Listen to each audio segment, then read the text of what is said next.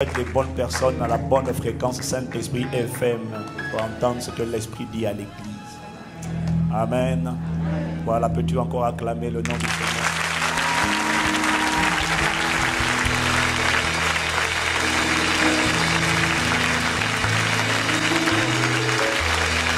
Et ce matin, nous avons l'immense honneur de recevoir un père qui est avec nous, qui a décidé de venir participer à notre culte ce matin. On a la personne d'un général de Dieu, un homme qui a fait sa part, qui a écrit, il n'a pas fini. Tant qu'il est jusqu'au dernier souffle, il continuera de prêcher. Jusqu'au dernier souffle, il continuera de parler. On ne pourra pas le faire taire. Mais c'est juste un modèle, un exemple de diligence. Quand tu l'entends prier, tu te rends compte que tu ne sais pas prier. Tu te rends compte qu'il y a quand même des gens qui ont reçu des grâces particulières. Pouvez-vous m'aider à bénir Dieu pour le pasteur? Notre papa Charles Talingano qui est avec nous ce matin. Bienvenue papa. On est ensemble. Amen. Acclame le Seigneur. La Bible dit, sachez honorer de tels hommes.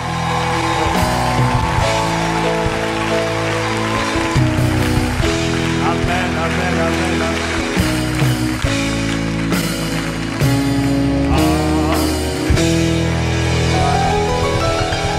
Dans sa présence. Amen.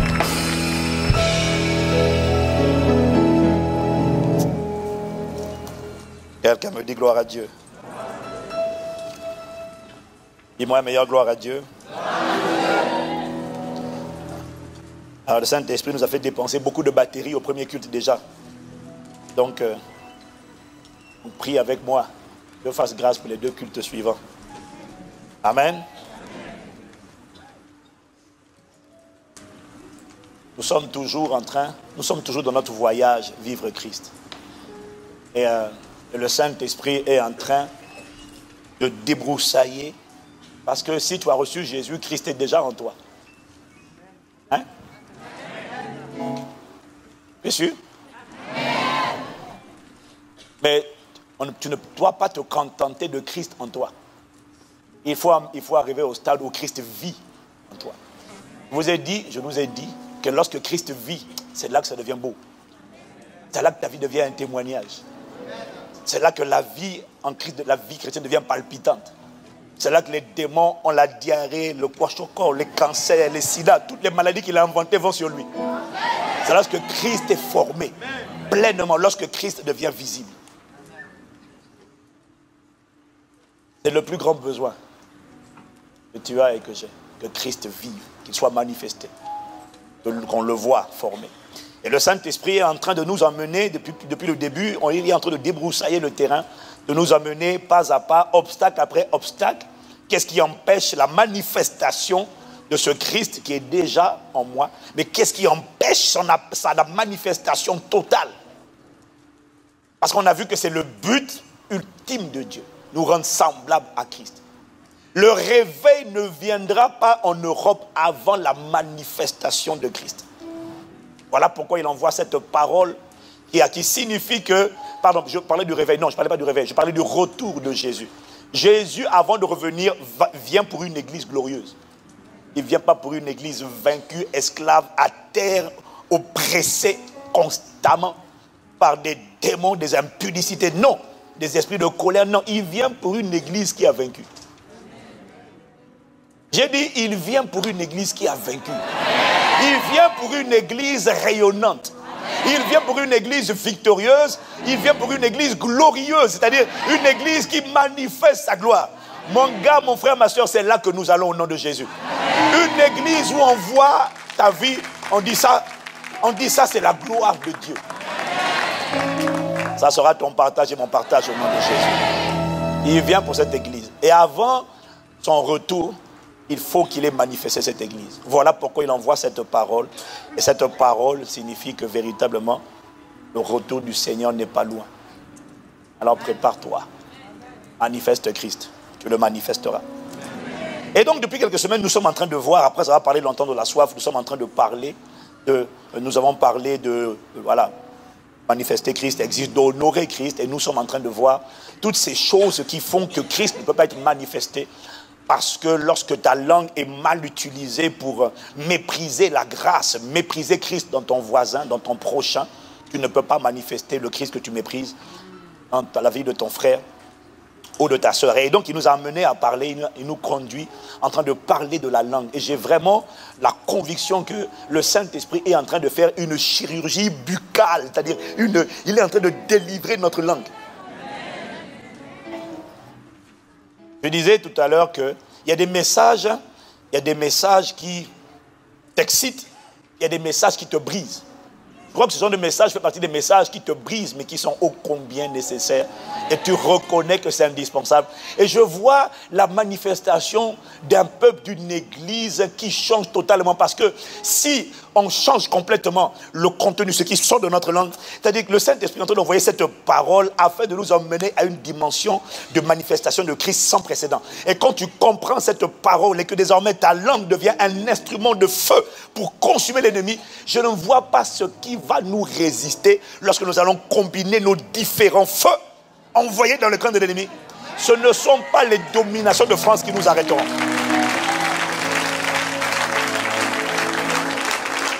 Et là, tu as raté une bonne occasion pour dire. Tu as raté une bonne occasion pour dire. Donc, on est en train de parler depuis quelques semaines là de la langue. Et on a longuement parlé, et on est en train de voir que la langue est le seul membre de notre corps qui n'est pas seulement un membre, c'est le seul membre de notre corps qui est décrit comme un feu. On a vu que cette langue est soit à l'origine de plusieurs problèmes, blocages, incendies dans nos propres vies.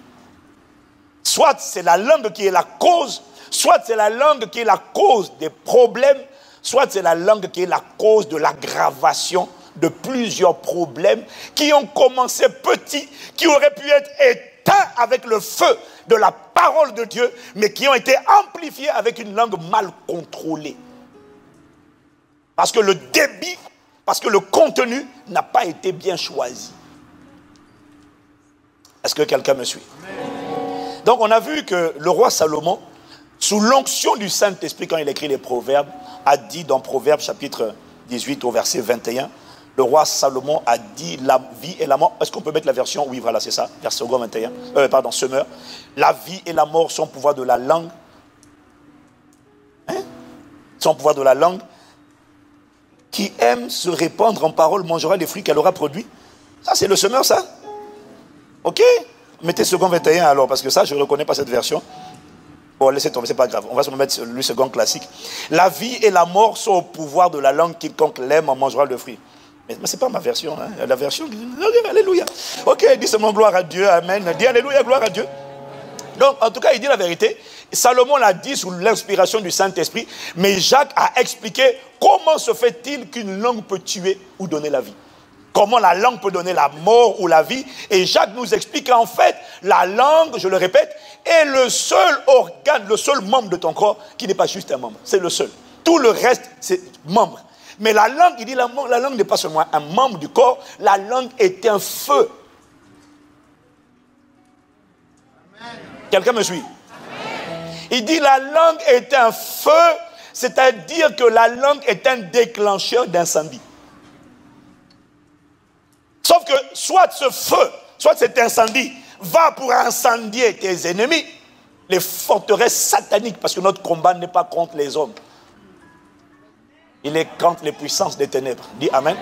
Donc, soit ce feu va consumer tes ennemis, soit ce feu te brûle toi-même parce que tu l'as mal orienté. Mais on a dit que la langue est un feu. Donc, ça veut dire que la plupart des incendies dans les différents domaines de nos vies, donc que ce soit dans les relations, dans le foyer, dans le mariage, dans la santé, dans les affaires, la plupart des incendies de nos vies sont causés par un principal suspect, un kamikaze appelé la langue. Oui. C'est ça qu'il faut comprendre. Et plus le Seigneur m'explique ça, plus je dis au Saint-Esprit, waouh. Et waouh.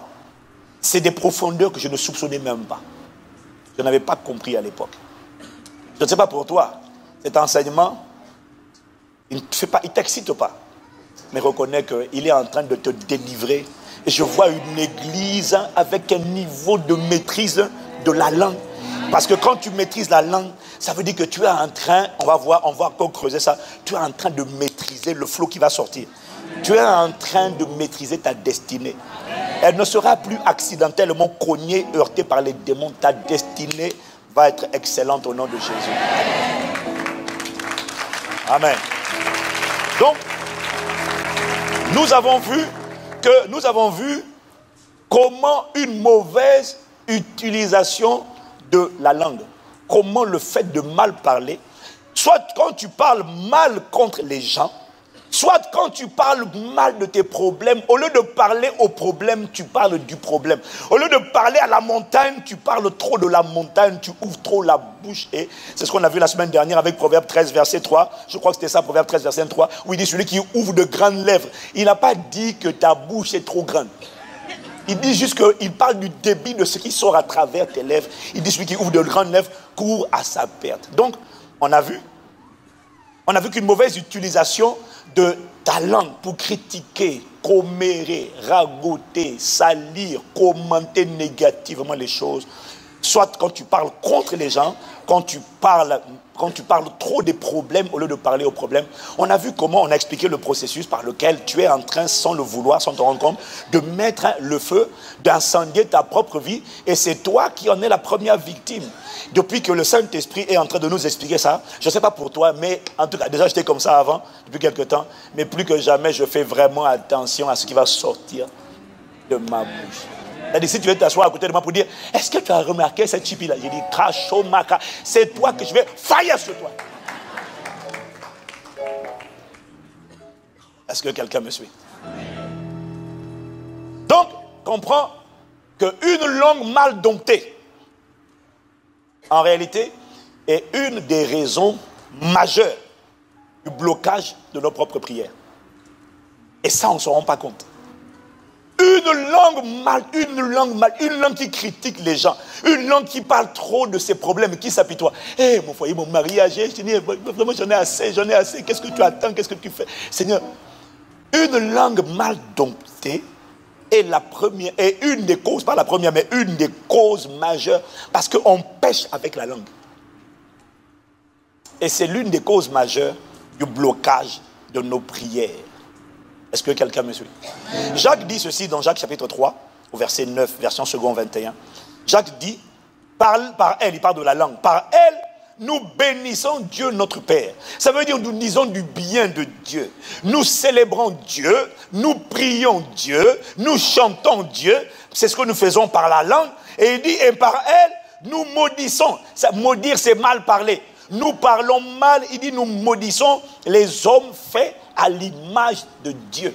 Et Jacques dit, ce n'est pas possible que ça marche. Le même orifice, la même source ne peut pas à la fois servir à bénir Dieu et à maudire Dieu. C'est impossible.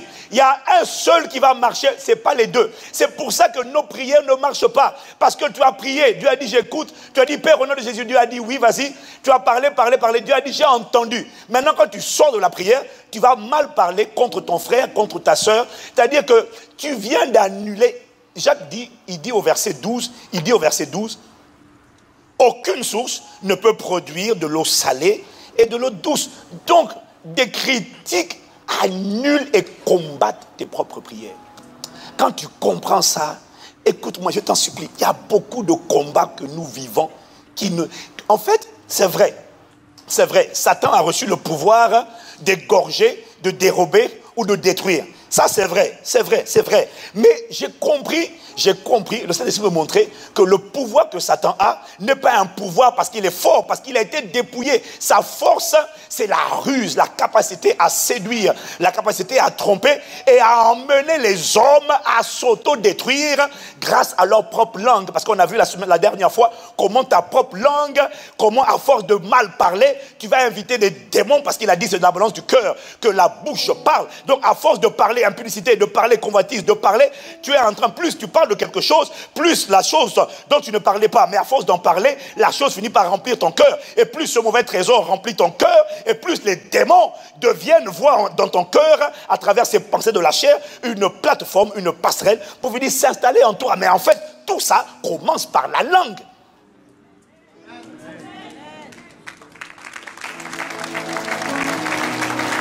Est-ce que quelqu'un me suit? Donc Satan a un pouvoir, c'est vrai. Mais son pouvoir c'est la ruse. Satan ne peut pas venir à toi avec les mains comme ça. Voilà pourquoi il vient dans les songes et tout ça là. Il ne peut pas venir à toi te boxer. Non, il ne peut pas. Il a été dépouillé. Il a été dépouillé, déshabillé. On lui a enlevé tout ce qu'il avait. On a tout, il n'y a plus rien. Devant Christ, il est totalement désarmé. Devant Christ, il est totalement devant Christ. Pas devant les Adam. Devant les Adam, il peut faire peur. Devant Christ, il est totalement désarmé. Vois-le comme totalement désarmé. Quand un esprit mauvais essaie de t'intimider, toi, tu dois avoir la conscience de Christ et le voir comme... Mais d'ailleurs, tu me parles comment? Toi, tu n'as rien. Tu n'as pas d'épée, tu n'as rien. Tu oses me tenir tête comment? Moi, je suis moi, j'ai l'armure, j'ai l'uniforme. Toi, tu es nu. Il est désarmé.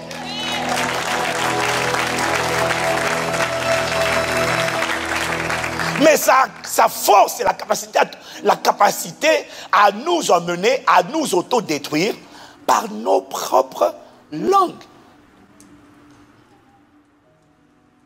Est-ce que quelqu'un me suit? Le sage dit, toujours sous l'onction du Saint-Esprit, dans Proverbe 21, verset 23, il dit, celui qui veille sur sa bouche, Proverbe 21, verset 23. Salomon disait ça, mais Salomon disait ça sous l'onction. Il ne réalisait pas la profondeur de ce qu'il disait. Tu peux, quand tu es sous l'onction du Saint-Esprit, dire quelque chose que toi-même tu ne comprends pas. Tu crois que quand Pierre a dit que le Christ, le Fils de Dieu vivant, tu crois qu'il avait compris? Il a dit, le Saint-Esprit l'a saisi, il a dit, mais il ne comprend pas.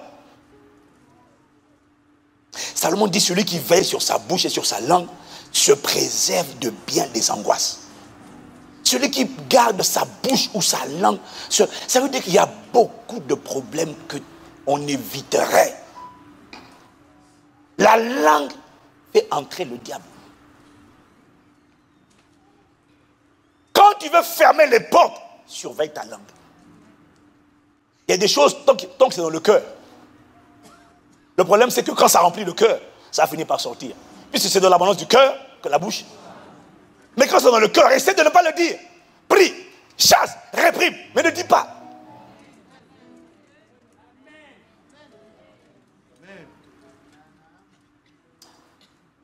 Le diable a un pouvoir de détruire. Mais il se sert de la ruse pour nous amener à nous auto-détruire, à nous auto-incendier avec notre propre langue. Est-ce que quelqu'un me suit? Bien-aimé, comprends que le diable n'est pas redoutable. Le diable n'est pas un feu dévorant. C'est Dieu seul qui est décrit comme redoutable et Dieu seul qui est décrit comme un feu dévorant. Et comme il nous a créé à son image, il nous a donné à nous aussi la capacité d'être transformés en feu dévorant. Satan n'est pas un feu dévorant, c'est moi qui suis un feu dévorant, mais tout dépend de ce que je fais avec ma langue. Si j'utilise ma langue pour proclamer, pour parler comme Dieu parle, alors c'est un feu dévorant qui sort de moi et qui peut consumer le diable lui-même. Parce qu'il n'est pas un feu, le feu c'est toi. Est-ce que quelqu'un me suit? Dis avec moi, je possède le pouvoir de déclencher un feu dévorant. C'est toi. Et il m'a dit, c'est pour ça que la Pentecôte qu'on a célébrée la semaine dernière, il m'a dit la Pentecôte, c'est l'opération de prise de contrôle de ta langue par le Saint-Esprit afin de s'assurer que le feu qui sort de toi soit orienté vers tes ennemis et non vers toi-même. C'est ça la Pentecôte. Le Saint-Esprit vient prendre le contrôle de ta langue. Puisqu'il sait que cette langue est un feu, il dit donne-moi ta langue afin qu'avec ce feu, j'arrose et je consume tous tes ennemis à travers ta propre bouche. Donne-moi le contrôle de ta langue. La Pentecôte, c'est la prise de contrôle de ta langue par le Saint-Esprit afin de s'assurer que le feu divin soit orienté vers tes ennemis. C'est ça la Pentecôte. Voilà pourquoi il dit dans Éphésiens 6, verset 18, Faites en tout temps par l'Esprit toutes sortes de prières et de supplications. Veillez-y avec une entière persévérance. Faites en tout temps par l'Esprit. Comment? Par l'Esprit. Ça veut dire par l'Esprit. Ça veut dire en langue. Prie tout le temps par l'Esprit. Parfois, quand tu pries par l'Esprit, beaucoup sont découragés. Parce que quand tu pries par l'Esprit, tu ne sens rien. C'est parce que tu n'associes pas à la prière par l'Esprit la supplication.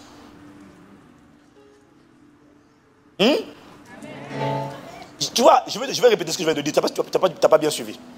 Tu vois, parfois, parce qu'il y en a parmi nous, quand on prie en esprit, quand tu pries, tu essaies de prier en langue, tu commences, mais tu sens creux, tu sens vide. C'est parce que tu manges trop. Tu n'as pas ajouté à la prière la supplication, c'est-à-dire la privation. Essaie de prier en esprit, expérience pratique, prie en esprit. Tu commences aujourd'hui. Et par exemple, ne mange pas. Et le soir, tu fais un jeûne. Le soir, tu ne manges que des fruits. Parce qu'il y en a quand ils commencent le jeûne, là, vraiment. Le soir, c'est la vengeance est un plat qui se mange beaucoup. C'est-à-dire que la journée, tu vas jeûner, mais le soir, c'est la vengeance sur le jeûne. Mais donc, ce n'est pas 21 jours de jeûne, c'est 21 jours de combat et de combat et de représailles contre le fait que ton ventre n'a pas mangé. Donc, le soir, tu mets tout l'armada sur la table. Et tout doit disparaître. Et quand tu fais ça, le problème, c'est que tu ne vas pas avoir lecture. Est-ce qui aimerait prier en tout temps par l'Esprit? Qui? Parce que tu as compris que c'est un puissant secret. Pour prier en tout temps par l'Esprit, au début, c'est dur. Mais si tu fais un jour de jeûne, et qu'à la fin de la journée, tu as mangé très léger, voire tu as mangé que des fruits, tu vas te rendre compte que ta chair est en train de faiblir.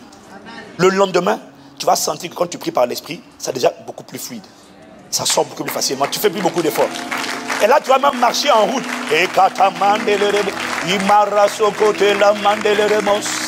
Ça devient plus fluide. Si tu fais le deux jours, le troisième jour, tu manges que des fruits. Le troisième jour, mon gars.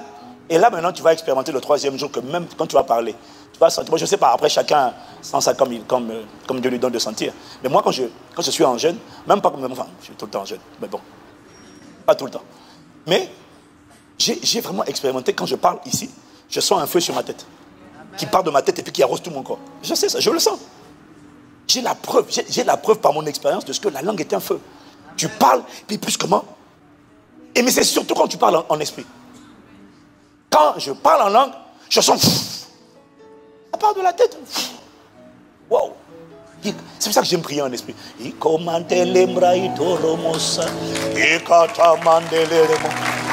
Que ce feu soit ressenti dans ta vie au nom de Jésus. J'ai dit que ce feu soit ressenti dans ta vie au nom de Jésus.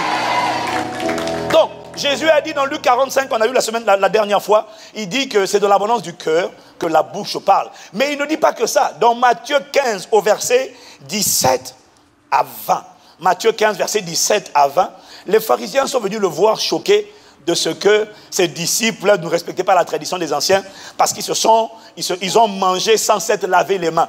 Alors Jésus leur dit à partir du verset 17, ne comprenez-vous pas que tout ce qui entre dans la bouche va dans le ventre puis est jeté dans le lieu secret? Mais ce qui sort de la bouche vient du cœur et c'est ce qui souille l'homme, c'est ce qui profane, c'est ce qui détruit, c'est ce qui dégrade l'homme. Ce qui détruit l'homme, et Jésus est en train de dire, ce qui détruit l'homme, ce n'est pas ce qu'il mange, ce n'est pas parce qu'il a mangé sans s'être lavé les mains. Je ne dis pas de ne pas laver les mains, mais il dit que ce qui souille l'homme, le mot j'ai regardé pour toi dans le grec, ça veut dire profaner, ça veut dire détruire.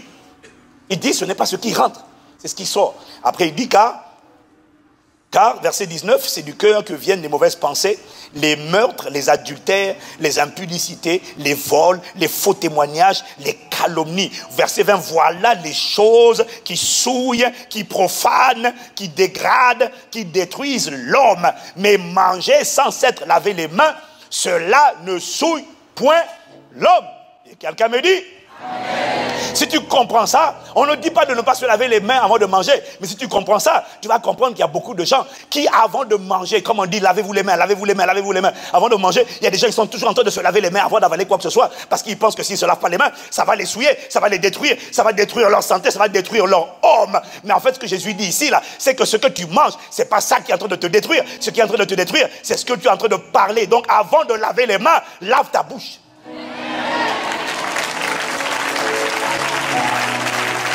n'est pas en train de parler du dentifrice. On est en train de parler de laver la bouche des paroles mauvaises, négatives, critiques, murmures, calomnies, plaintes, apitoiements, lamentations. Lave-la et proclame la parole de Dieu. Parle comme Dieu. Rends grâce, proclame, célèbre, bénis le nom du Seigneur. Dis à ton voisin, lave ta bouche. Quoi, tu veux dire que j'ai une haleine ce matin? Oui!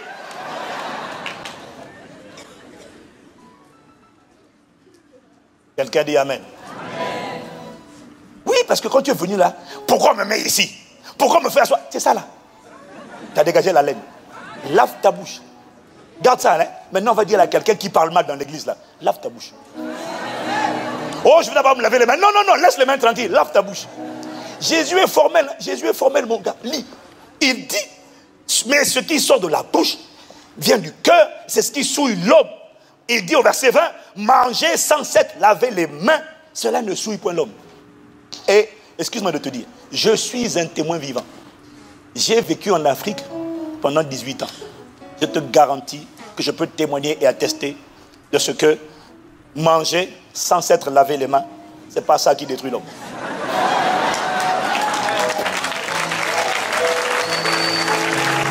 Je t'assure. Parce que si manger... Non, parce que des fois, on vous donne des trucs là, et puis on crée des psychoses. Ah, je ne me suis pas levé les mains, attention. Mon gars, là où on a grandi là. Si manger sans être lavé les mains détruisait l'homme, pouvait tuer l'homme, ça, tout le continent africain serait cadavre, tout le monde serait mort. Tu vois, à Haïti, les gens seraient morts. Tu vois, plus personne n'allait. Mais parce qu'en Afrique là, mais nous on a... Tu vois, aujourd'hui maintenant, à force d'avoir grandi en Occident, on a acquis des réflexes. Donc maintenant quand je vais au pays, quand je vais des fois où je vais en Afrique, je dis attention, lavez-vous les mains, lavez-vous les mains. Mais en vérité, quand j'étais petit, personne ne se lavait les mains. On a joué, la main a touché la poussière, la rouille, tout ça là, et puis on vient, on mange. Mais regarde, on est en vivant aujourd'hui. Mon gars, c'est la grâce qui nous a gardés. C'est la grâce de Dieu. Non, c'est une pensée qui est venue en moi. Gars, c'est la grâce qui nous a gardés. Parce que j'ai découvert que Dieu a créé le corps de l'homme là. Quand même, Dieu est bon, Dieu est sage. Un jour, quelques années, on a amené nos enfants au pays, en Afrique, au Congo. Et puis, quelques jours après, à peine arrivé, ma fille a fait un paludisme. Oh, à peine arrivé là, les moustiques l'ont piqué, une semaine après, pouf, un paludisme. Et puis on en était étonnés, on est parti voir le médecin. Et puis comme ça, les gens se moquent de nous. Parce que le corps est trop occidentalisé. Parce que chez nous, là, les enfants sont là, ils jouent dehors, la nuit. C'est pas un moustique. Parce que nous, encore là, on était, voilà, on met des trucs pour qu'il n'y ait pas trop de moustiques. Eux, les moustiques s'allongent comme ça. Là. Ils n'ont rien. Mais quand tu vas voir les médecins te disent, en fait, le système immunitaire s'est développé, il s'est ajusté. Donc quand tu vois un enfant qui a le paludisme, c'est pas qu'il n'y en a pas. Quand tu vois un enfant qui a le paludisme, c'est parce que le corps dit, écoute, je suis d'accord pour me renforcer, mais quand même pas tous les jours, tous les moustiques longent le long du corps. Là maintenant c'est abusé, tu as atteint un seuil. Mais sinon, ce qui pique là, ça ne les tue pas. On mange avec le truc qu'on n'a pas lavé, on prend. C'est la grâce qui a gardé le pays, qui nous a gardés. C'est la grâce.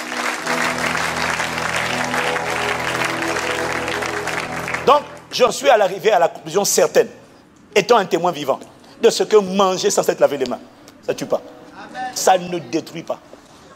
Jésus dit, c'est ça le point. Ce qui te détruit, c'est parler. C'est ce qui sort de ta langue. Arrête de... C'est comme ça maintenant. Il y a deux personnes. Lave ta bouche. Dis à deux.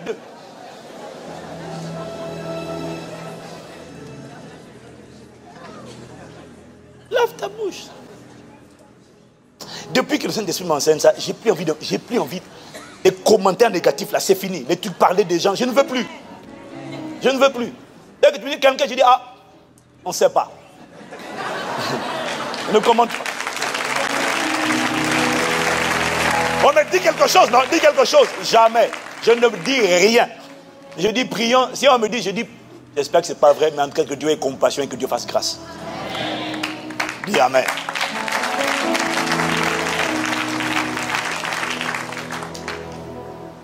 C'est impressionnant de voir comment ta langue incendie ta propre vie. C'est impressionnant. C'est impressionnant. Waouh! Seigneur, donc on peut se faire du mal. Il dit, c'est toi qui causes des problèmes. Il y a des problèmes qui n'étaient pas censés venir à ta vie, que tu as attirés avec ta langue. Il n'était même pas prévu, mais toi, tu l'as amené avec ta langue. Et comme tu as changé de repentance, le problème est détruit totalement au nom de Jésus. Aujourd'hui, je vais voir avec vous deux autres conséquences d'une langue mal domptée. Une langue qui n'est pas contrôlée par le Saint-Esprit, qui n'est pas habituée à parler le même langage que Dieu. Je vais voir avec vous deux autres conséquences, et puis je crois qu'on va fermer la boucle, et qu'à l'issue de ces messages de dimanche-là, mon frère, ma soeur, désormais, toi et moi, notre langue là, dès que tu vas te plaindre, on va t'aider en te disant, lave ta bouche. Voilà, on va t'aider, lave ta bouche.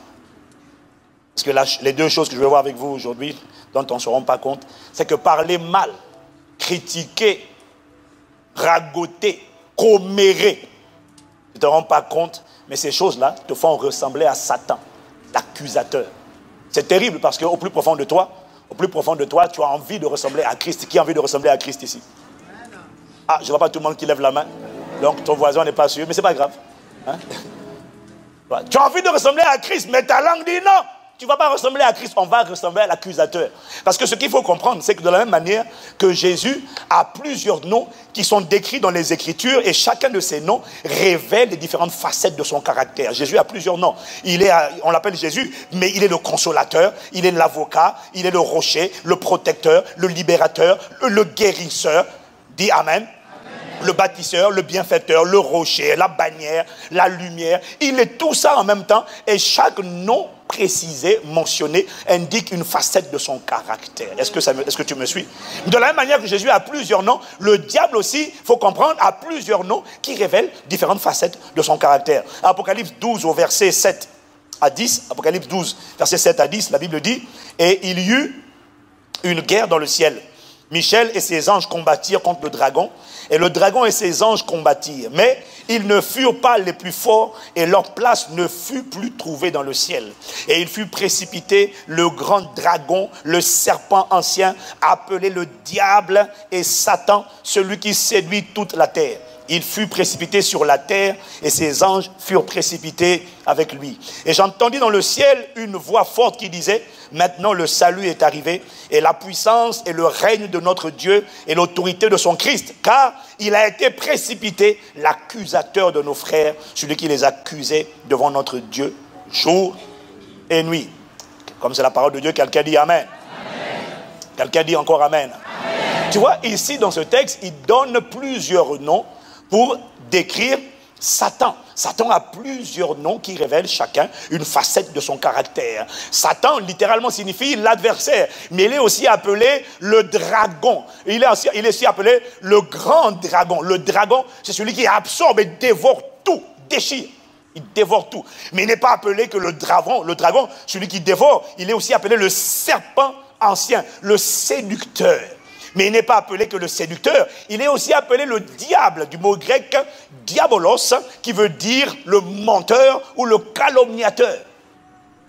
Quand on parle du diable, on est en train de parler de sa facette menteur, calomniateur. C'est pour ça qu'on l'appelle le père du... Ça c'est diabolos.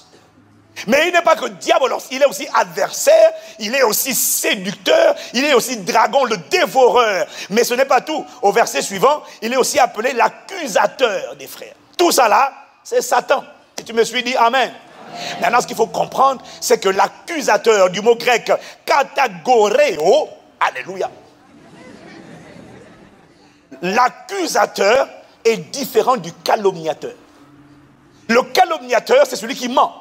Celui qui répand des fausses accusations, ça c'est le calomniateur, c'est le diable. Mais tout ça c'est Satan. Mais il a une facette de lui qui est aussi celle de l'accusateur. Le mot accuser, ça veut dire parler contre. Et l'accusateur n'est pas le calomniateur. C'est la même personne, mais ce n'est pas la même fonction. Ce n'est pas la même facette. En fait, le Saint-Esprit me montrait que l'accusateur ne dit pas un mensonge. Celui qui ment, quand il ment, c'est le calomniateur. L'accusateur ne dit pas mensonge. L'accusateur peut dire quelque chose d'avéré, quelque chose de réel. Quand il a parlé sur Job, il a dit, oui, maintenant, Job il t'honore. Mais c'est parce que derrière, il a peur pour ses enfants. Il n'a pas menti. Parce que Job a avoué après. Et ce que je craignais, c'est ce qui m'a atteint. Dans son cœur. Mais il n'a pas seulement dit ça. Parce que Satan ne lit pas le cœur, rassure-toi. Dis Amen. Amen. Mais ça veut dire que de sa bouche, il avait dit des choses qui révélaient son cœur. Les démons ont écouté. Ils ont dit, Satan, tu vois, en fait, tout ce qu'il fait là, c'est ça la motivation.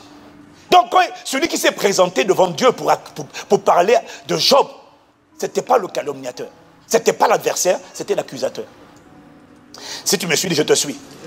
Et donc, ça me montrer que l'accusateur, ce n'est pas celui qui ment. L'accusateur, c'est celui qui parle contre.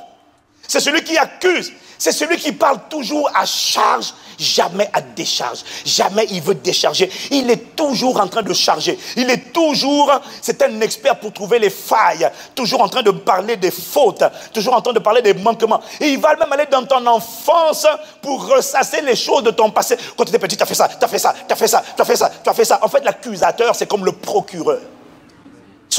Sa nature, c'est toujours attaquer. Jamais il essaie, jamais il parle, enfin c'est très rare qu'il parle à décharge. Il est toujours là pour charger. Son but ultime, c'est que la personne qu'il est en train d'accuser finisse par hériter la condamnation ou le jugement, soit châtié. C'est tout. Ça, c'est l'accusateur.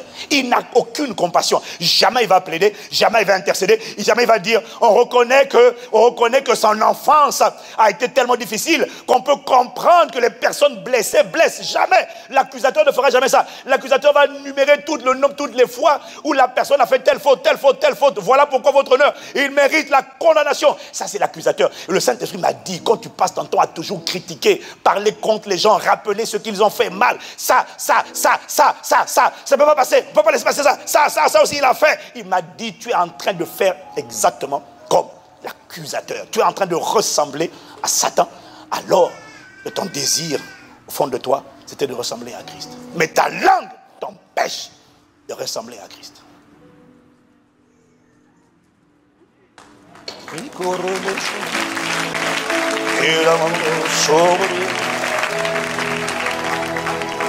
Est-ce que quelqu'un suit? On ne peut pas laisser passer ça, on ne peut pas laisser passer, on ne peut pas laisser passer. Tu as fait ça, tu as fait ça, tu as fait ça. La personne a demandé pardon. Non, tu as quand même fait ça, fais ça. Demandez pardon. Alors, il a demandé pardon, d'accord. Maintenant, la prochaine fois qu'il recommet une erreur, la dernière fois tu as fait ça, j'avais demandé pardon, non? Accuse-moi, non, mais mentionne-moi les éléments nouveaux. Mais j'ai demandé pardon. Quand j'ai demandé pardon, ça veut dire que le truc d'avant là, on a effacé l'ardoise, non? Donc, si tu dois me reprocher quelque chose, je reprends quelque chose entre la dernière confession et aujourd'hui. Mais non, toi tu repars pas à la dernière, tu repars encore. Tu avais fait ça. Oh, accusateur. Waouh. Tu vois, j'aime bien ton silence.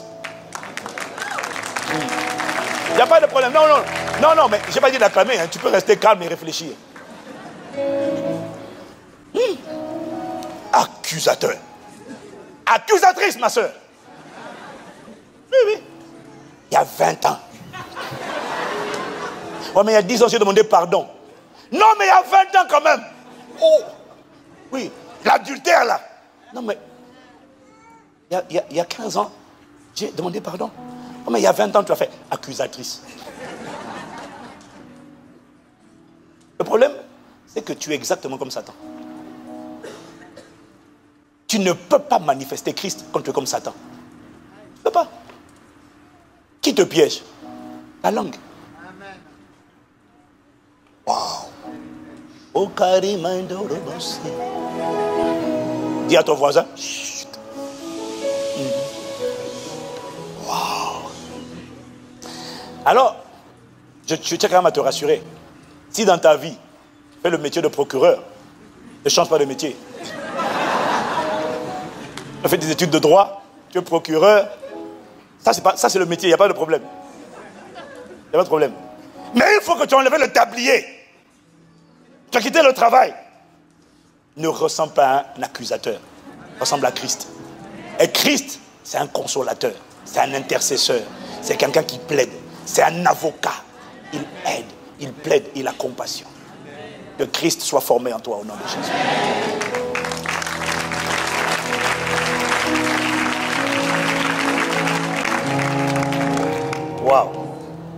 je parle mal là, je suis en train de prendre le visage de la...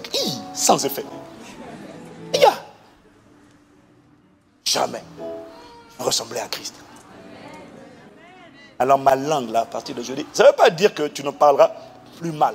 Mais cet enseignement doit t'emmener, va mettre en toi un niveau de compréhension, de connaissance qui, à partir de maintenant, quand tu parleras mal, sur la base de la parole que tu as entendue, le Saint-Esprit va te dire, là maintenant tu vas dire, oh Seigneur, je demande pardon. J'annule ça au nom de Jésus.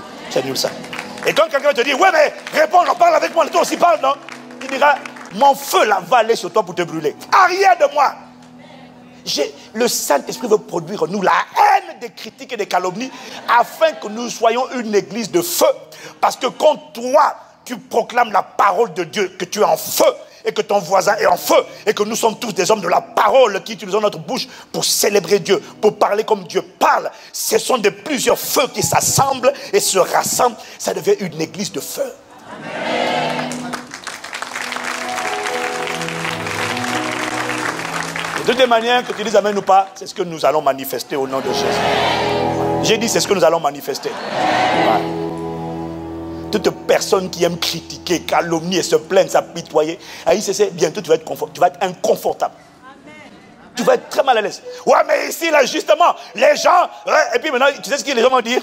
Ouais, mais vous êtes tous réglés comme des horloges, vous êtes manipulés, on n'a plus le droit. Parce que la francophonie, là, on aime parler. Waouh! Je parlais avec des pasteurs hier. Je parlais avec des pasteurs français et américains. Et les Américains me disent, ce sont les Américains qui disent. Ils disent la particularité chez les pasteurs français. Pas les chrétiens, les pasteurs français. Dès que tu soumets une idée, la première chose qu'ils font, ils cassent d'abord l'idée, ils disent maintenant réfléchissons.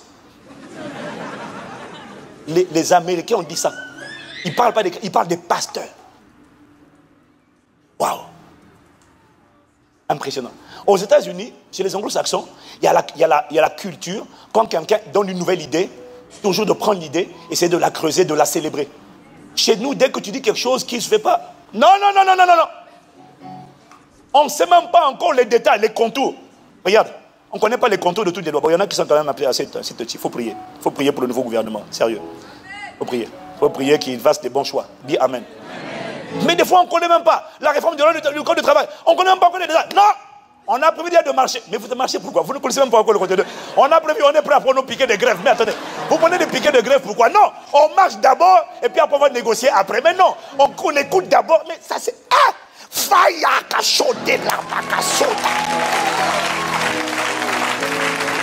À Impact Centre Chrétien, nous sommes délivrés de la pensée francophone et nous avons la pensée de Christ.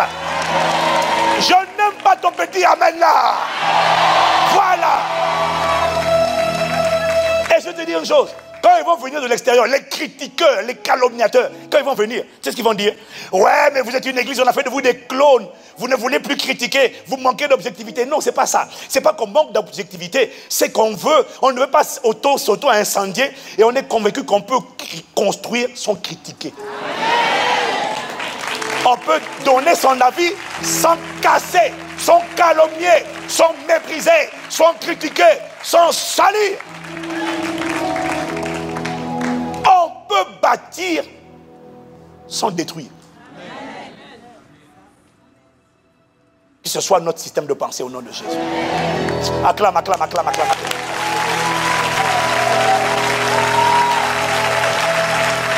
Moi, je vois une armée se lever dans la francophonie. Je vois une armée de gens dont la langue a été domptée par le Saint-Esprit. Il dit, donne-moi ta langue ici. On voit le feu sur tes ennemis. Et quand tu parles en langue intelligible, c'est parler des paroles positives. Des paroles de prière et de supplication. Des paroles d'intercession.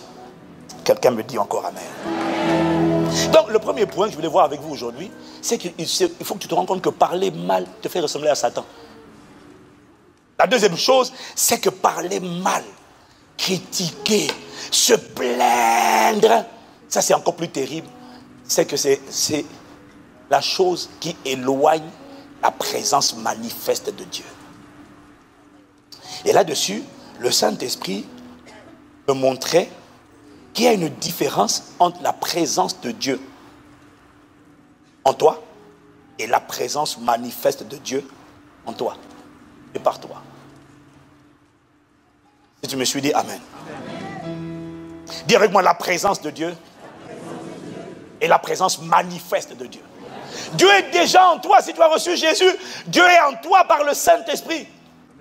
Mais le but, quand il est venu en toi par le Saint-Esprit, c'était pas d'être caché, enfoui dans ton esprit. Non, non et non. C'est pas ça le but. Le but, c'est pas la présence de Dieu en toi. Le but, tu vois, regarde, la présence de Dieu est en toi. Réfléchis. Pourquoi la présence de Dieu est en toi? Et les démons, et les sorciers, tu dors la nuit, on vient te faire manger de force, on dit, prends ça, ouvre la bouche. Prends ça. Dis, je ne veux pas, prends.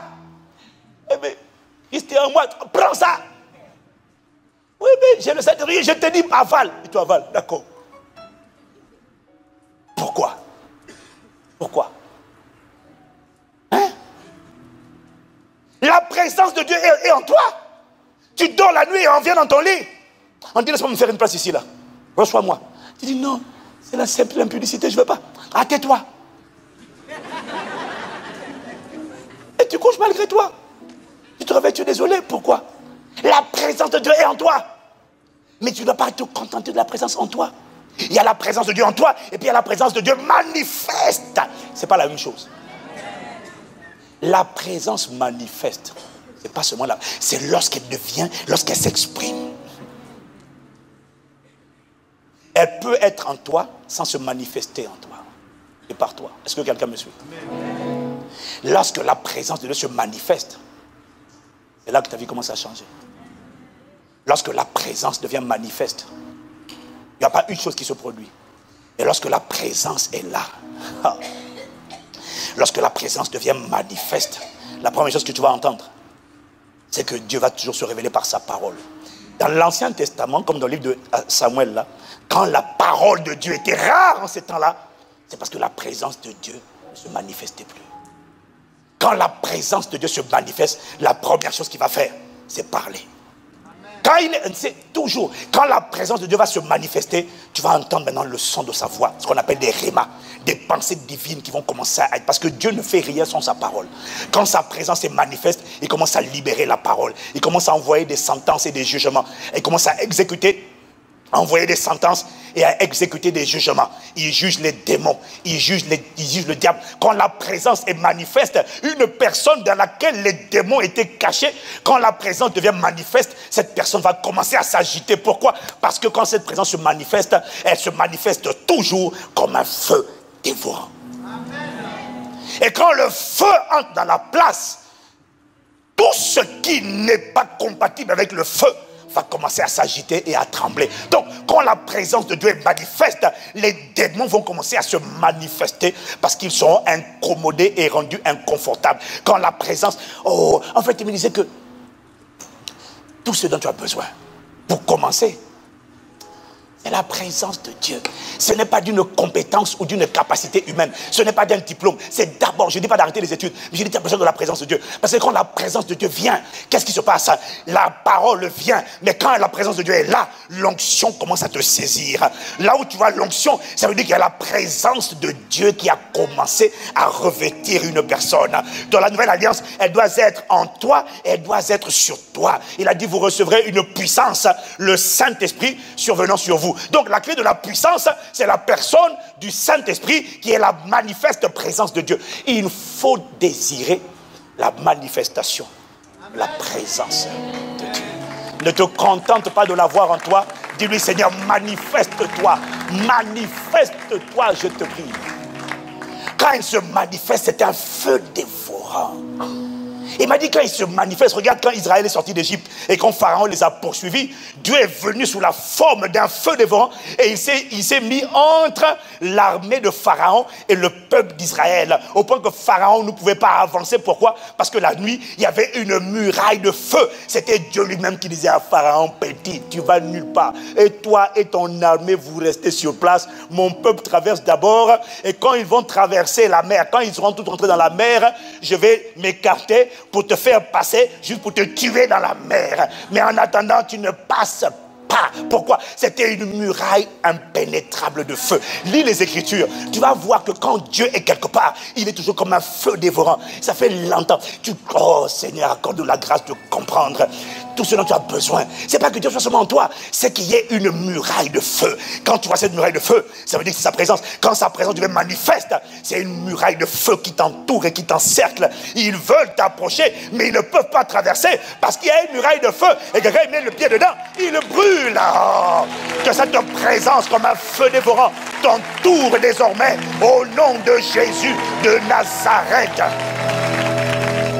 Ça fait longtemps qu'on me dit, on veut te tuer. Ça fait longtemps. On m'envoie des messages sur Internet. Les coalitions de sorcellerie se mobilisent contre toi. Je vois une voiture qui a foncé sur toi, qui voulait tout. On me dit toutes sortes de choses. Une voiture qui fonçait sur toi pour t'écraser. Et je ne savais pas. Non, la personne m'a dit elle ne savait pas que c'était moi. Elle dit j'ai vu une voiture qui fonçait vers quelqu'un pour l'écraser. Et j'ai entendu. Et j'ai demandé au Seigneur. J'ai demandé, c'était dans un songe. J'ai demandé, mais qui est la personne qu'on essaie d'écraser, de tamponner comme ça?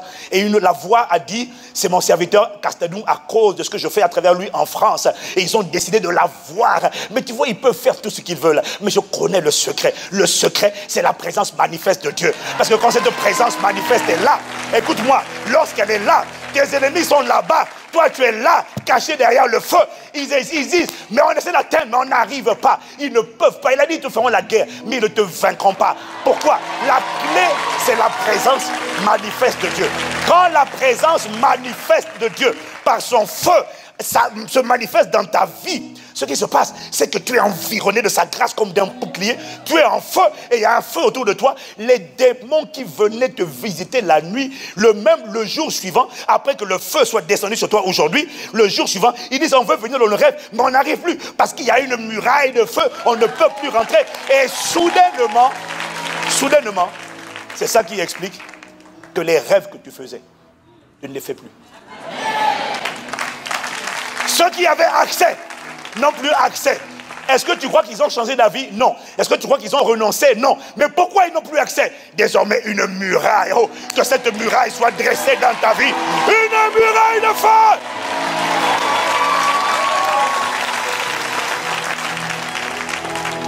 Quelqu'un me dit amen. La clé, c'est la présence manifeste de Dieu. Quand cette présence devient manifeste, tout devient tellement plus simple. Ce qui parle, c'est là que tu commences à entendre des choses que tu n'as pas appris à l'école. C'est là que tu commences à recevoir des directives, des inspirations, des créativités, des directions, des instructions. Tu entends? Quand sa présence est manifeste, la voix sort toujours de la présence. Mais quand la voix est rare, alors qu'il est en toi, mais il ne parle pas, désire la manifestation de sa présence. C'est un feu terrible. Dis amen. Oh, je t'assure, tu n'as pas idée. Oh. Cette présence te rend, elle te rend impossible, inaccessible. Elle te rend inapprochable. Elle te consume de l'intérieur. Cette présence manifeste, non seulement te consume de l'intérieur.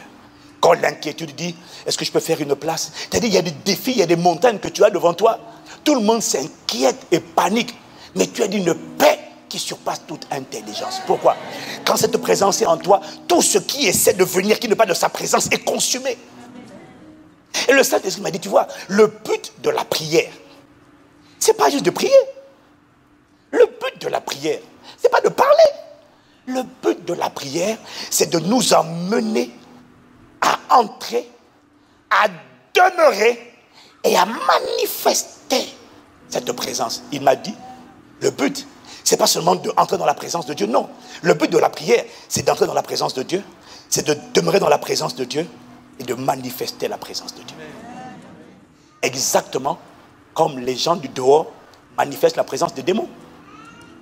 Mais quelqu'un au boulot, brusquement, il est complètement, il pique un accès de colère, il s'énerve, on dirait un ouragan. Une autre personne est complètement terrorisée, en train de trembler, à la peur complètement. Oh, un problème. Mais c'est là qu'on a besoin de voir des gens qui ont manifesté la présence de Dieu. C'est-à-dire que toi, tout le monde manifeste la peur ou la colère. Toi, tu manifestes une paix totale, une joie indescriptible, pleine de gloire. Un amour qui surpasse toute connaissance. Quand tu es en train de faire ça, il m'a dit, tu es en train de manifester ma présence. Mais comment Dieu est en toi et toi tu manifestes un esprit d'impudicité? Comment? Le but de la présence, ce n'est pas de rester caché. Le but de la présence, c'est d'être manifesté. Pour que le monde constate, atteste, et reconnaisse, et certifie. Et beaucoup d'entre nous, on a la présence de Dieu enfouie dans notre esprit. Mais on manifeste la présence des démons. Parce que tu n'as pas compris que le but de la présence de Dieu, ce n'est pas de rester caché, c'est d'être manifesté. Manifesté par les 7 facettes de l'onction. Manifesté par la sagesse divine, la connaissance divine, l'autorité divine. Tout le monde a peur, mais toi tu manifestes une foi extraordinaire. Tout le monde est angoissé, paniqué. Toi tu manifestes la paix totale. Les gens sont inquiets, tu es en paix.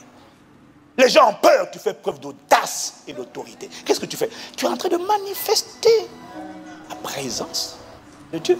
Les gens sont impuissants, toi tu manifestes la puissance. Tu es en train de manifester la présence de Dieu. Quelqu'un dit Amen. Il faut la manifester.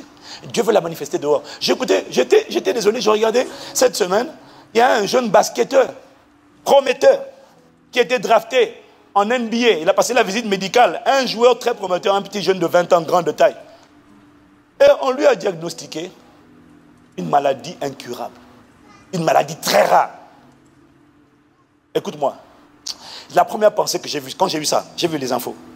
Je dis, mais le petit était prometteur. Il était en pleine ascension. Il passe les examens. On lui dit non. Il a toujours joué comme ça, hein, toujours. Mais comme les gars n'ont pas envie de prendre de risques. Oui, mais il y a une maladie génétique rare. Le jeune s'appelle Jeanne. Oh, j'ai écouté ça. Dès que j'ai vu ça, Saint-Esprit m'a dit, tu vois, là, ce petit-là, on l'a intercepté. On a intercepté sa destinée. Et c'est là qu'il faut d'autres personnes dans le sport du basket professionnel qui soient nées de nouveau et qui manifestent la présence de Dieu. Oh, qui l'appelle? Jeanne, qu'est-ce qu'on t'a dit? Parce que tous les médecins disent c'est fini. Il faut maintenant chercher une petite carrière. Non, Jeanne, ne laisse pas le rêve mourir. Ne laisse pas le rêve mourir. Jeanne, contacte Impact Centre Chrétien. Ou alors tu vois le jeune Jovan Onyangue qui est basketteur comme toi. Vois-le. Et là, on a un ambassadeur qui va manifester la présence de Dieu et qui va démontrer que cette maladie n'est pas pour la mort, elle n'est pas pour l'arrêt de ta destinée, elle est pour la gloire de Dieu. C'est là, on n'a pas besoin de gens qui ont Dieu en eux. On a besoin de gens qui manifestent Dieu. L'onction du Saint-Esprit. J'ai dit, envoyez-le-moi. Cette maladie n'existe pas. Elle n'existe pas. Envoyez-le. On va lui prêcher l'évangile. Petit, tu crois que Jésus peut guérir? Ok. Maintenant, toi, esprit d'infirmité, nous te commandons. Dégage! Tu fais quoi là? Je leur disais tout à l'heure. C'était comme Bruxelles, avril. On était à la conférence de Bruxelles. À la conférence de Bruxelles. Quand la prière, on était en train d'adorer. Il y avait une telle présence de Dieu. On s'est mis juste en train d'adorer. Et quand la présence est devenue forte dans la place, j'ai juste libéré une parole. J'ai dit, il y a une personne, tu as un problème cardiaque, tu respires mal et on est inquiet à ton sujet. Et en fait, il y avait une sœur dans la salle, elle est du campus de Liège. Son problème, ce n'est pas juste un problème de palpitation, c'est qu'on lui a préparé une greffe de cœur. C'était tellement au point grave qu'il fallait changer de cœur, sinon elle meurt. Et je ne savais pas. J'ai proclamé la parole, la présence était là. J'ai dit, reçois ça au nom de Jésus. Un feu vient et je commande un nouveau cœur qui sort de toi. Je ne sais pas. Elle est partie, elle a pris cette parole pour elle. Elle n'a pas seulement entendu, elle a cru à ce qui avait été annoncé. Elle est partie, elle a envoyé le témoignage. Un mois plus tard, elle a rencontré son cardiologue. Le cardiologue lui a dit, madame, il n'y a plus besoin de greffe, tout est normal, tout a disparu. Osopakata, chende les brocos, yete la maka sobrakata. Non, il n'y a pas de montagne qui puisse résister devant la présence manifeste de Dieu. Parce que ma Bible dit Dieu est un feu dévorant. Et ce feu déloge tout. Que ce soit naturel ou spirituel, le feu consume tout sur son passage. Quelqu'un me dit Amen. Tu as besoin de la présence manifeste de Dieu. Tu te sens faible, mou, c'est parce qu'il n'y a pas la présence manifeste.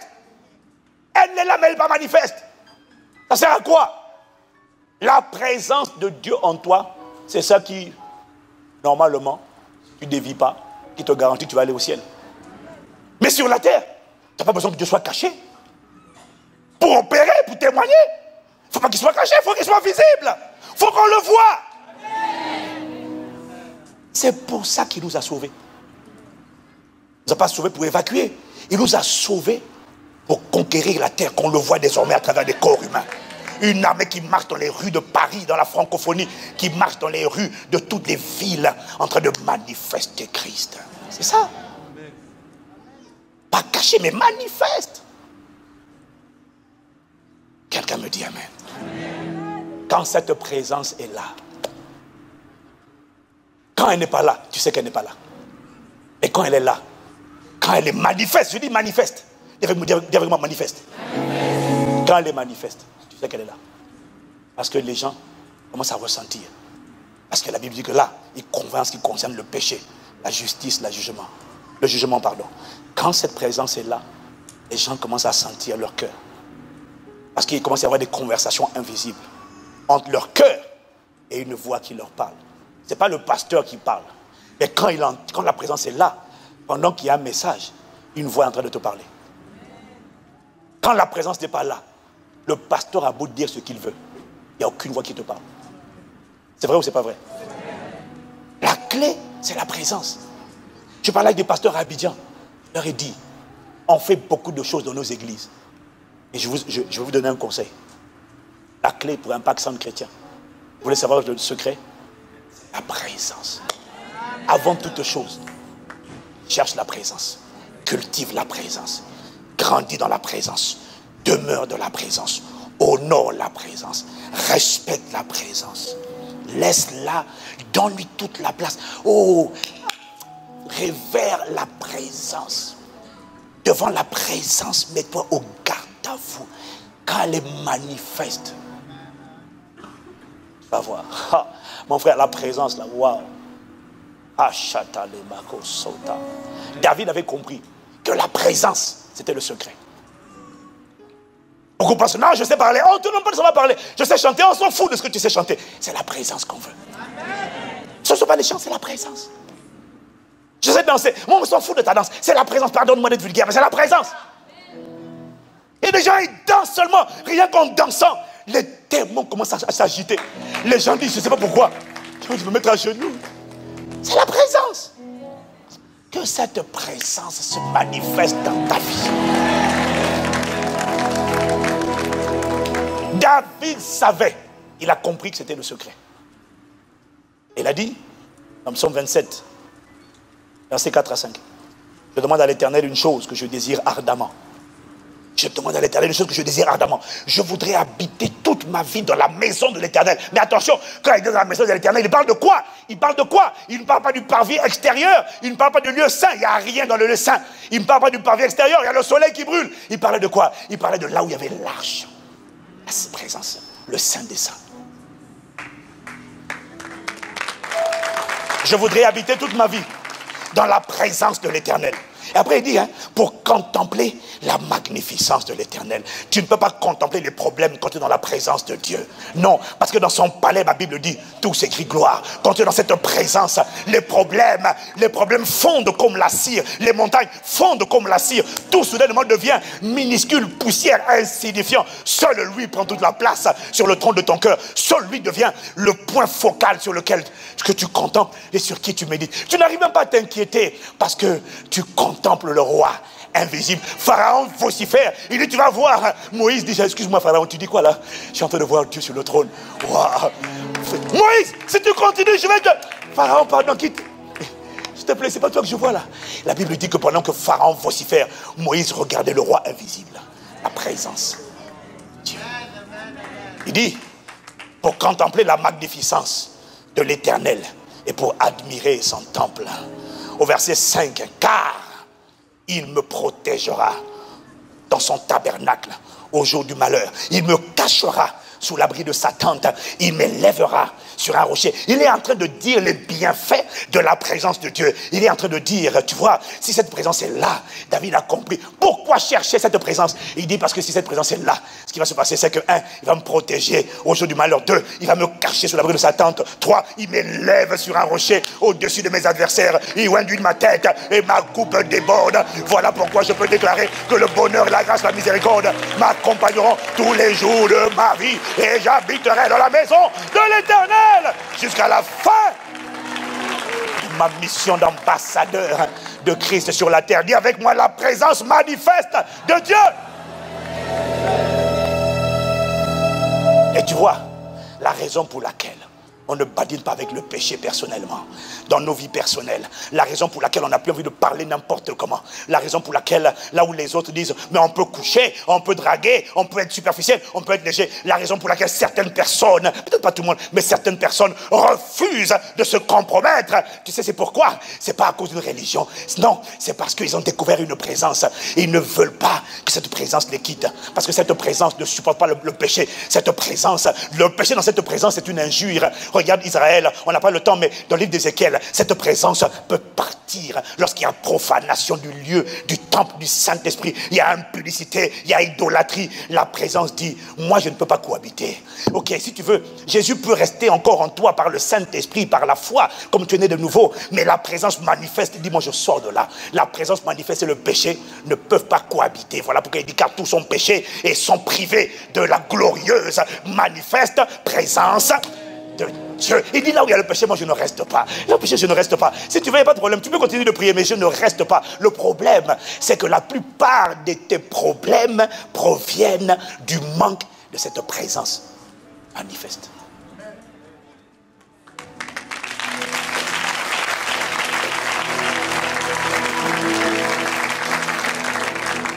Et la raison pour laquelle nous faisons la guerre au péché qui veut nous envelopper si facilement, c'est pour protéger la présence manifeste de Dieu.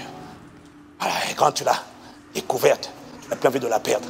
Voilà pourquoi quand une fille, une femme vient, oh pasteur Ivan, vraiment, vous êtes quelqu'un de tellement merveilleux, vous êtes déjà marié, c'est dommage.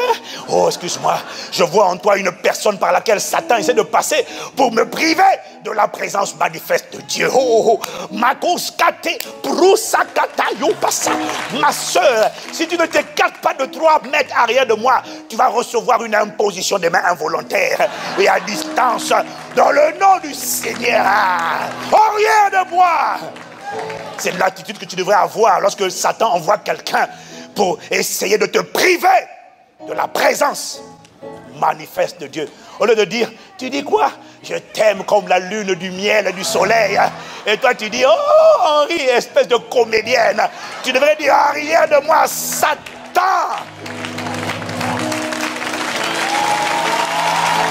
Je n'ai de ton sang. Quelqu'un me dit amen.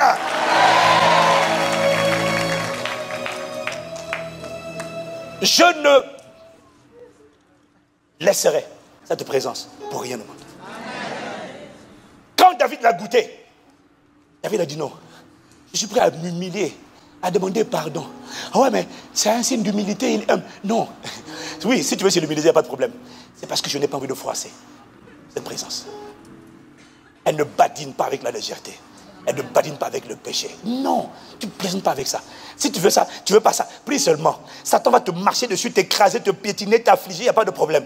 Mais moi, j'ai dit non, Seigneur. Non, moi, je veux manifester.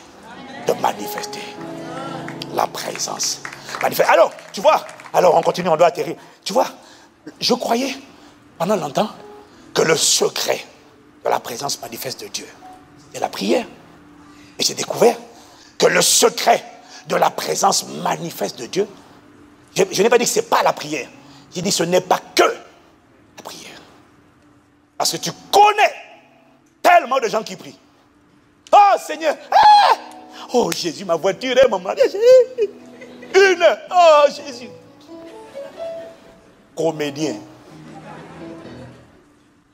Tu as dit le nombre de personnes qui prient, il n'y a aucune présence.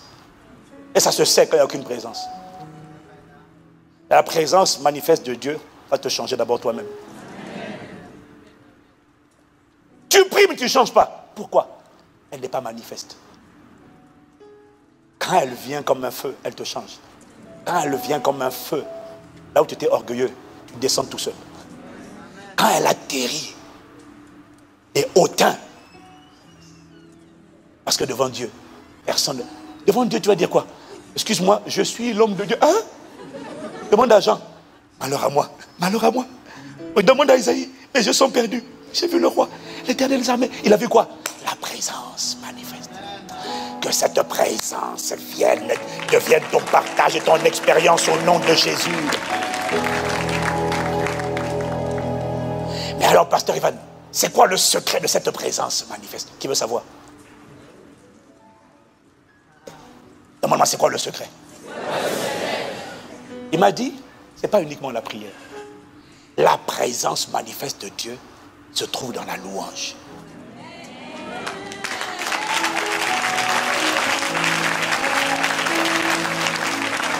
Le secret de la présence manifeste, c'est la louange. Psaume 22, verset 3, il dit, pourtant tu es le Saint, tu sièges, tu habites, tu demeures au milieu des louanges, des terrils d'Israël. Le secret de la présence manifeste de Dieu, c'est la louange. Et tout à l'heure tu as dit Amen. Et le problème c'est que, parlons pas de toi, mais tu connais plein de gens qui sont des choristes, qui ont des voix jusqu'à...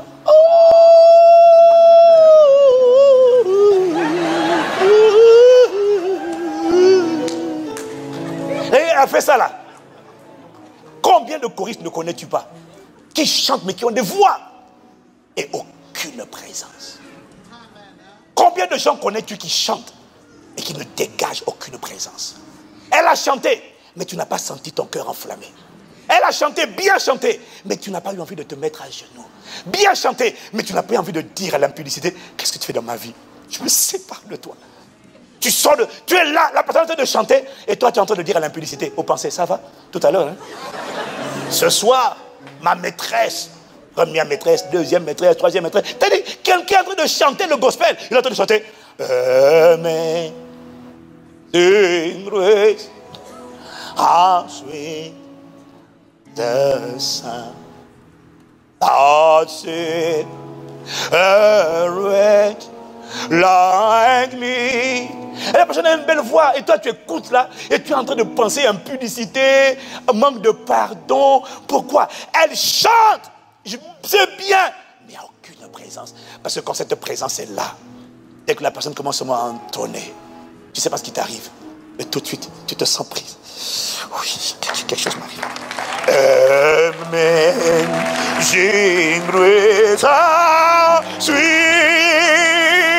The sound that sings. Ce n'est pas une question. Il m'a dit la louange n'est pas une question de compétence vocale. Non. Quelle louange il parle ici?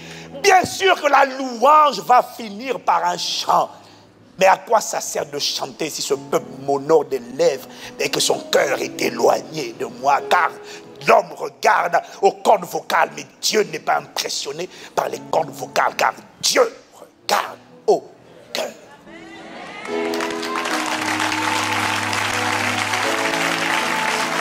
Alors, il m'a dit, la louange, c'est d'abord une attitude de cœur. L'attitude d'un cœur rempli en permanence de gratitude. L'attitude d'un cœur rempli d'amour.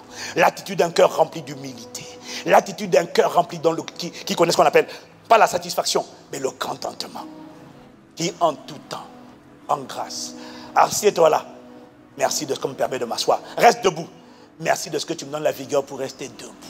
C'est une attitude d'un cœur qui est toujours dans l'action de grâce, toujours dans la reconnaissance, toujours dans l'appréciation des bienfaits et des bontés de Dieu. Oh, tu m'as donné le souffle de vie, je te remercie. de ce que tu m'as aimé le premier et de ce que tu me permets de t'aimer. On m'a fermé la porte, je te remercie de ce que tu m'as permis de venir là. Et que de toutes les manières, si une porte se ferme, Seigneur, je te fais confiance parce qu'une porte qui se ferme, ça veut dire que, Seigneur, de toutes les manières, il y a une autre porte qui va s'ouvrir car tu es le maître des temps et des opportunités. De toute manière générale, je te recommande ma vie. Je ne m'appuie pas sur ma propre sagesse.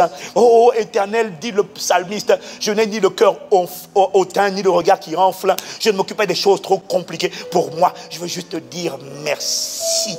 Et la louange, il m'a dit, c'est d'abord une attitude de cœur, un cœur de gratitude, un cœur d'humilité. Et le contraire d'un cœur de louange, c'est un cœur de lamentation, un cœur de plaintif ou chronique. Il se plaint, ouais, mais ça va pas. On m'a dit de m'asseoir là, à l'église, on m'a parlé comme ça, on m'a parlé comme ça. Ça, tu vois. Et pourtant, la personne a chanté, la personne a dansé, mais tu n'as pas loué parce que ton cœur se plaint. Tu parles mal, tu critiques. Il m'a dit le contraire d'un cœur de louange, c'est un cœur qui se plaint, c'est un cœur qui critique, c'est un cœur qui parle mal. Mais un cœur de louange loue Dieu pour ses bienfaits, mais loue Dieu aussi pour les grâces et les dons qu'il a déposés dans les êtres humains. Cette personne s'est mal comportée, mais merci de ce que tu lui as donné telle grâce. Et cette grâce c'est pour nous tous, Seigneur. Merci de ce que, dans ta miséricorde, dans ta compassion, tu pardonnes cette personne et tu fais en sorte que sa destinée puisse contribuer à te glorifier. C'est un cœur de miséricorde. Et il m'a dit que le contraire de la louange, le contraire d'un cœur, la louange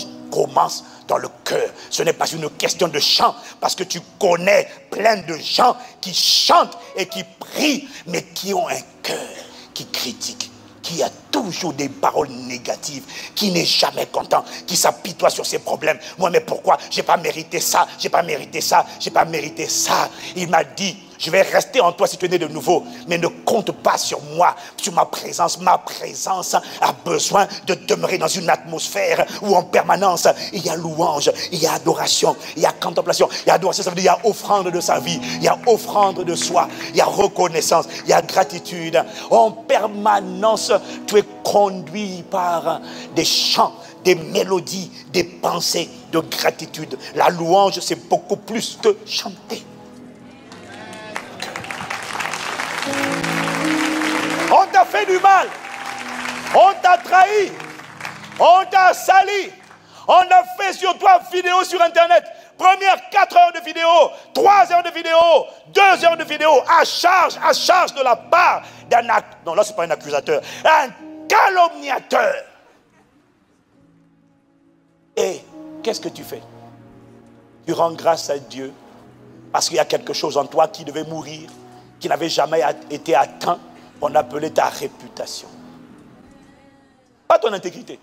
Qu'est-ce qu'on pense de toi? Maintenant, tu n'es pas ça, mais les gens pensent que tu es un franc mécanicien et un apôtre de Satan. Qu'est-ce que tu penses de ça? Ça te fait plaisir? Seigneur, moi je te rends grâce. Parce qu'au moins à travers cette histoire, tu as définitivement fait mourir ce qui me restait encore, qu'on appelle la réputation. Je suis mort, j'ai été crucifié avec Christ. I am dead, je suis mort.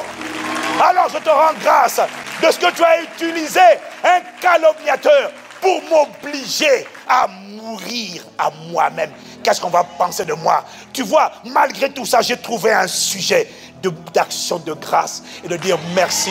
Parce que là maintenant, plus que jamais, ce n'est plus moi qui vis. Plus que jamais, c'est toi qui vis en moi. Merci de vivre en moi. Merci Seigneur, je te rends grâce. Et quand ça, c'est ce qu'on appelle un cœur de louange.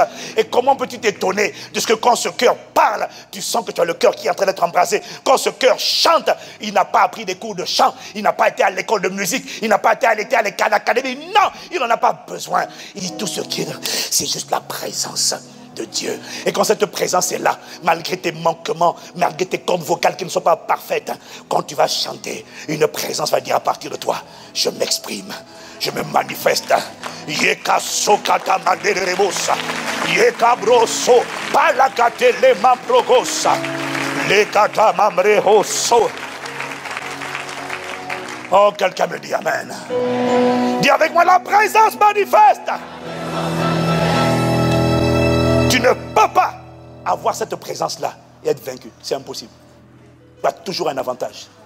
Tu as toujours une sagesse, une intelligence, une foi, une paix, une autorité que les gens n'ont pas. Ça te met au-dessus du lot. Dans ta sphère professionnelle, tu es obligé de briller. Dans l'entreprise, les gens disent, mais nous tous on connaît la dépression, le découragement, la peur, l'angoisse. Mais qu'est-ce que toi tu connais? Qu'est-ce qu'ils sont en train de te dire? Ils sont en train de te dire, nous tous on connaît l'esprit de peur, ils connaissent pas ça. Mais en fait c'est ça qu'ils essaient de dire. Moi je manifeste la colère, moi je manifeste l'esprit d'impudicité, moi je manifeste, mais toi tu es tellement différent. C'est quoi ce truc que tu manifestes là? Tu leur dis, moi je manifeste la présence de Dieu. Oh, merci pour la présence manifeste de Dieu. Merci pour la présence. Cette présence est chassée par les critiques, calomnies, les médisances, les commérages. Et le Saint-Esprit, je finis, j'atterris. Le Saint-Esprit m'a dit, est-ce que tu sais pourquoi l'Église de France, l'Église de la francophonie et même la vérité, simplement le corps de Christ en général, là où tu vois que Dieu ne se manifeste pas, on chante les dimanches, les chorales font des efforts. Ils répètent la semaine, ils chantent, rien. Les gens rentrent, sortent comme ils sont. Aucune conviction de péché, rien. Aucune. Aucun démon n'est exposé. Pourquoi? Il m'a dit, les églises ne manifestent pas la présence. Tu sais pourquoi? Les chrétiens sont des spécialistes en critique, en calomnie. D'abord, il critique sa propre église. Tout le temps. Il se plaint de sa propre église. Ensuite, il critique les autres églises. Les pasteurs, là-bas il y a trop de blancs, là-bas il y a trop de noirs, là-bas, ouais, mais. Ceux qui ne comprennent pas, là-bas ils font comme ça. Pourquoi ils font comme ça? Pourquoi? Oh, mais.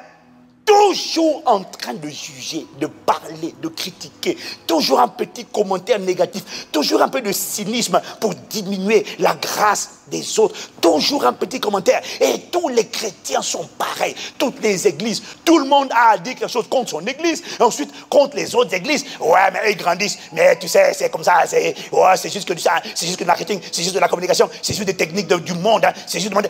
Toujours une critique, toujours en train de parler. Et ils ne se rendent pas compte, quand ils font ça, ils allument un feu de l'enfer dans leur propre vie. Et il m'a dit, quand les pasteurs, oui, parce que les pasteurs ne sont pas en reste, eux aussi s'y mettent. Ouais, mais là-bas. Il m'a dit, ma présence ne se manifeste pas. Critique. Là où il y a les calomnies, là où il y a les lamentations, là où il y a les murmures, il n'y a pas ma présence. Elle est là, mais elle ne se manifeste pas. Et il m'a dit une phrase qui m'a choqué. Il m'a dit, il y a beaucoup de pasteurs qui mettent le feu. Parce que quand les chrétiens critiquent, ils brûlent leur propre vie. Et quand les pasteurs se mettent aussi à critiquer les autres pasteurs, ils sont en train d'incendier leur propre ministère. J'avais jamais entendu ça. Il m'a dit, il y a beaucoup d'attaques. Je connais un pasteur. Moi, je l'aime bien. On a toujours été amis. Depuis le jour où j'ai décidé d'ouvrir un campus dans le pays où il est, alors que je lui avais déjà dit en avance, nous, on est apostolique, nous, on va partout. Le jour où on a ouvert un campus, il a commencé à me critiquer, à me salir, à me diminuer. J'ai dit, mais frère, regarde, ma taille n'a pas baissé. Je n'ai pas diminué. Physiquement, je n'ai pas diminué. Spirituellement, je vais de gloire en gloire. Mais tu es en train de te détruire tout seul. Tu es en train d'incendier ton ministère. À l'époque, je ne connaissais pas ces choses-là. Mais j'ai appris il n'y a pas longtemps, qu'il a connu des divisions. Les gens se sont levés, sont partis avec les armes, ils ont attaqué les finances, ils ont fait ci. Ouais, et puis quand c'est comme ça, le pasteur se plaint. Ouais, mais il y a des rebelles. J'ai dit, c'est pas ça, frère. Ta langue, là, tu as incendié ton propre ministère. À force de mal parler comme des gens que Dieu approuve. Et même si Dieu n'approuvait pas, tu ne parles pas mal, tu intercèdes.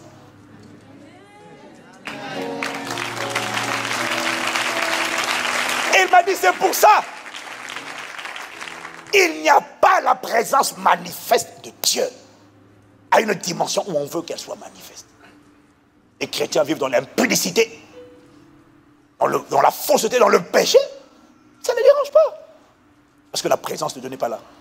Quand la présence de Dieu est là, elle prend un exemple. Ananias et Saphira.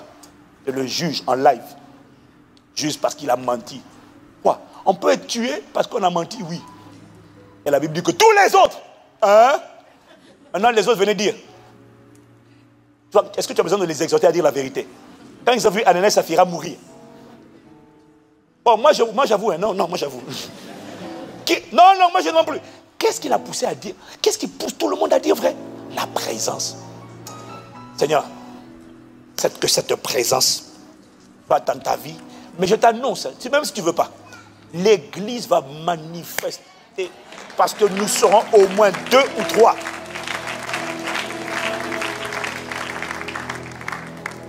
Nous serons au moins 2 ou 3. Tellement assoiffés. Non, je n'ai pas dit de changer. Tant que je n'ai pas dit tu ne changes pas. Nous serons au moins 2 ou 3 à manifester, à désirer. Et il a dit que là où 2 ou 3 sont assemblés en mon nom, je suis au milieu d'eux. Plus que jamais, nous voulons cette présence manifeste. Elle incline la tête avec moi.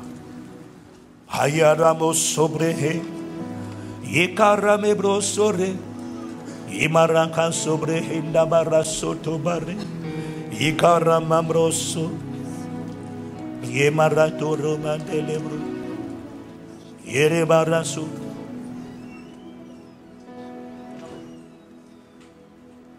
C'était libre.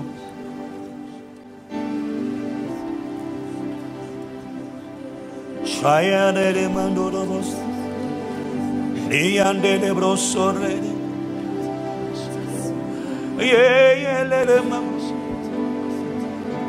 je refuse d'avoir ta présence en moi et de manifester un autre que toi. Je te prie. Je te prie. Accorde-moi la grâce d'entrer, de demeurer et de manifester ta présence. C'est air que je respire. Ah, yanare mamos. C'est air que je sakabarekoso. Oh, c'est air, c'est air. C'est